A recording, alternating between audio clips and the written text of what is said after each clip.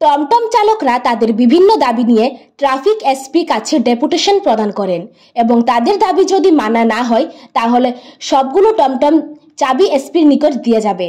সংবাদ সংগ্রহ করতে যাওয়া সাংবাদিকরা যখন ডেপুটেশনকারীদের প্রতিক্রিয়া নিতে যায় তখন তাদেরকে প্রশ্ন করা হলে তারা সেই প্রশ্নের উত্তর যথারীতি দেয়, কিন্তু সেখান থেকে বেরিয়ে এসপির অফিসে যাওয়ার সময় সাংবাদিকদের অকথ্য ভাষায় গালিগালাজ করে, রাস্তায় পেলে গাড়ি থেকে নামিয়ে মেরে ফেলার হুমকি দেয় ওইখানের রিক্সা চালকরা।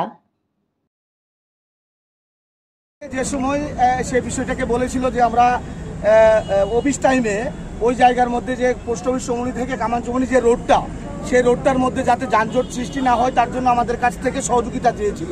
আপনারা জানেন এবং এসপি স্যারের সঙ্গে সে ভিডিও ফুটেজও আমার কাছে আছে, মিটিং করে আমরা আলোচনায় করেছিলাম যে সেই রোডটাকে আমরা অফিস টাইমে আমরা বন্ধ করে দেবো, আমরা সেই রোডে আমরা যাব না। এবং প্রশাসন যদি ওই জায়গাটার মধ্যে যদি কোনো রকম আমাদের তাদেরকে একটু সহযোগিতা করে রাস্তার মোড়টা দেখিয়ে দেয়, আমরা ওই রকম কোনো রকম বিশৃঙ্খলাতে বা কোনো রকম যাবো না।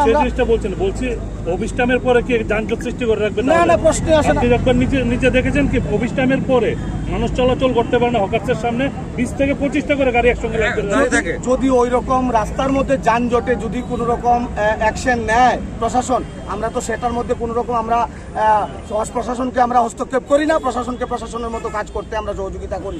বিগত দিনে করেছিলাম, আজকেও করব, আগামী দিনও করব। সেটা আমরা আপনাদের কাছে আমরা বলে দিলাম প্রত্যেকটা শ্রমিকের পক্ষ থেকে। কিন্তু এখন যেটা হচ্ছে সেটা মানার বিষয় না। এবং আমরা দেখা গেল বটতলা থেকে জয়পুর যাব, আমাদেরকে বলা হচ্ছে যে তোমরা নাগেরজলার ভিতরে ঢুকে প্যাসেঞ্জার নিয়ে জয়পুর যাবে। তা আপনারা যারা আছেন, আপনারা যারা এই রাজ্যের মানুষ, এই এলাকার মানুষ, আপনারা ভালো করে জানেন যে একটা জয়পুর গ্রামীণ প্যাসেঞ্জার সে নাগেরজলার ভিতর থেকে উঠে সে কোনো সময় সে জয়পুর যাবে না।